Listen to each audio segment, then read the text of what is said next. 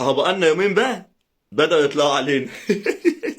زي ما انتوا شايفينهم في الصورة كده، بدأوا يطلعوا علينا. بس انسى، كان زمان الكلام دوت. انا دلوقتي هحط لك الصورة فوقيك كده، هتروح نازل تاني. هتشوف القضية فوقيك زي ما انا حطيتها لك كده، هتروح نازل تاني. كان زمان الكلام دوت. اللي انت تطلع وتتكلم، الموضوع انتهى خلاص ما بيننا.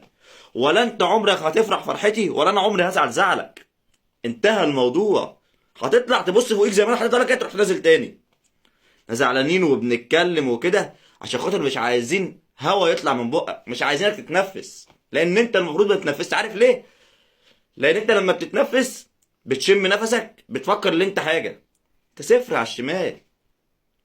بص لنفسك كويس. بص انت فين واحنا فين. بص احنا كسبناك في ايه. في نهائي قرن في القاضيه، وانت سوبر بماتش. فانسى خلاص. الموضوع واللعبه ما بيننا خلاص بقى فيه ايه، بقى فيه فاق كبير ما بينه وما بينك.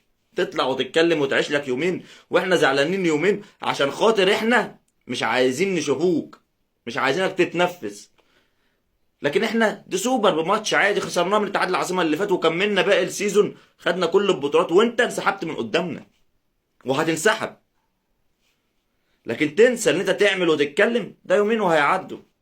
كان اللي ما بيننا خلاص وسع، ما بقاش قطبين ومن زمان. والكابتن بتاعك هو اللي قال مش احنا.